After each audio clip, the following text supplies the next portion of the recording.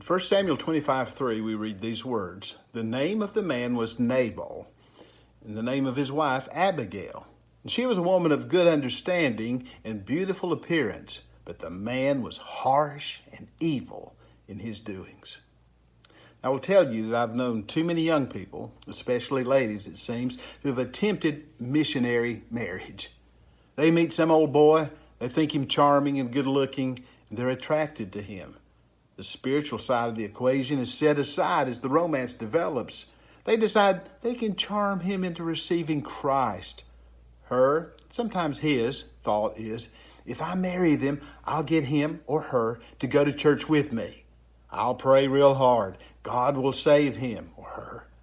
But we will have a Christian home. That seldom happens. Usually, rather than pull the unbeliever toward Christ, the unbeliever pulls the Christian down. It is a recipe for strife and sorrow. And this is why God in his infinite wisdom warns in his word, do not be unequally yoked together with unbelievers. For what fellowship has righteousness with lawlessness, and what communion has light with darkness? 2 Corinthians 6:14. Good questions, right? There are other occasions where two unbelievers wed and then one comes to faith. It was a situation fairly common in the first century as the gospel came to the Gentile world. The question then arose, should I stay in the marriage? And Paul addressed that in 1 Corinthians 7, verses 12 through 16, essentially saying that if the unbeliever will remain in the marriage, then the Christian should be faithful to his or her vows. The Christian may, in this instance, be the channel of grace to win the unbelieving mate to the Lord, and even if not, the child of God is to honor their marriage, unless the unbeliever decides to divorce, and then you let them go. See, marriage can be a messy business. Even at its best, there will be challenges in fusing two individuals into a single unit.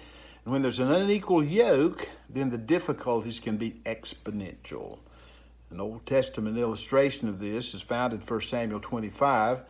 We read of a charming woman of character by the name of Abigail, who wed a self-centered, arrogant jerk named Nabal.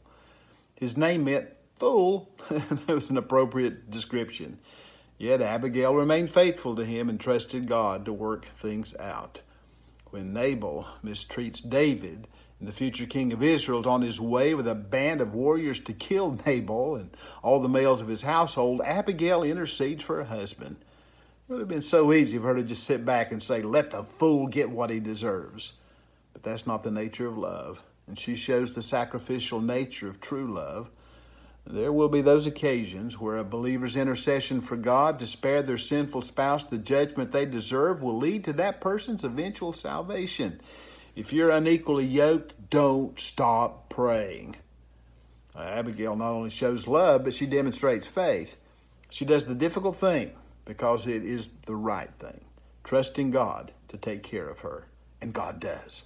When the drunk Nabal sobers up and realizes how close he was to death, he has a stroke.